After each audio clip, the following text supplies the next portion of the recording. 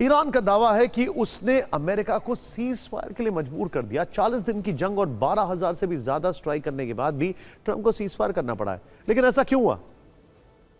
इसका जवाब है वो यू टर्न जहां पर ताला लगा दिया था उसने।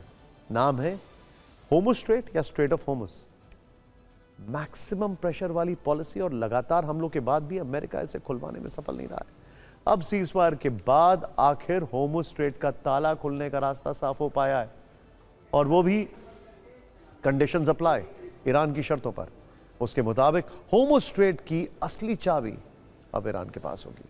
15 दिन के सीज फायर की शर्तों के मुताबिक अब होर्मुज स्ट्रेट पर ईरान का कंट्रोल रहेगा। इसको लेकर अमेरिकी राष्ट्रपति ट्रंप ने भी अपनी सहमति दे दी है। ईरान ने कहा है कि वो होर्मुज स्ट्रेट के समुद्री मार्ग की निगरानी करता रहेगा। हालांकि इसका पूरा कंट्रोल वो ओमान के साथ मिलकर करेगा। यहां से अब जो भी जहाज गुजरेंगे वो IRGC की इजाजत से जाएंगे। सबसे बड़ी बात, ईरान को होर्मुज स्ट्रेट से गुजरने वाले जहाजों से टोल वसूलने की अनुमति दी गई है। अब से कुछ देर पहले ही ईरान ने दावा किया है कि वो $1 प्रति बैरल के हिसाब से टोल वसूलेगा। राष्ट्रपति ट्रंप ने होर्मुज स्ट्रेट पर बड़ा दावा किया है। उन्होंने सोशल मीडिया पोस्ट में लिखा, होर्मुज स्ट्रेट में कमर्शियल शिप की आवाजाही और सुरक्षा में अमेरिकी मदद करेगा। लेकिन सच यही है, होर्मुज वाले ट्रैप में ट्रंप ऐसा फंसे हैं कि उन्हें कोई दूसरा रास्ता नहीं दिखा है। इसे आप ऐसे समझिए कि युद्ध शुरू होने से पहले जो होर्मुज स्ट्रेट अंतर्राष्ट्रीय नियमों के लिए खुला था, वहां से अब सिर्फ ईरान की इजाजत से जहाज जा सकेंगे।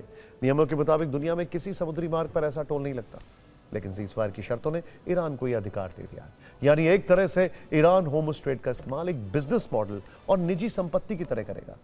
अब इसे ट्रंप कैसे जीत बता रहे हैं, यह समझना थोड़ा मुश्किल है। होर्मुज स्ट्रेट को लेकर ट्रंप ने ईरान से जो डील की है, उसका अमेरिका में भी विरोध हो रहा है। अमेरिकी सेनेटर क्रिस मर्फी ने कहा है कि अगर ट्रंप ने ईरान को होर्मुज का कंट्रोल दिया है तो यह पूरी दुनिया के विनाशकारी हो सकता है। उन्होंने यह बात इसलिए कही क्योंकि एक अनुमान के मुताबिक होर्मुज स्ट्रेट से रोजाना 80 से लेकर 120 जहाज गुजरते हैं। अभी तक की शर्तों के मुताबिक ईरान को हर जहाज से $2 मिलियन यानी करीब 19 करोड़ रुपए वसूलने की इजाजत मिल सकती है। अगर इस कमाई को सालाना आंकड़ों में देखें तो होर्मुज स्ट्रेट से करीब 30 से 40 हजार जहाज गुजरते हैं। अगर हर जहाज पर शुल्क लागू हो तो ईरान करीब 7 लाख करोड़ रुपए कमा सकता है। ताज़ा दावे के मुताबिक अगर $1 प्रति बैरल के हिसाब से टोल वसूला गया तो यह आंकड़ा और भी बढ़ सकता है।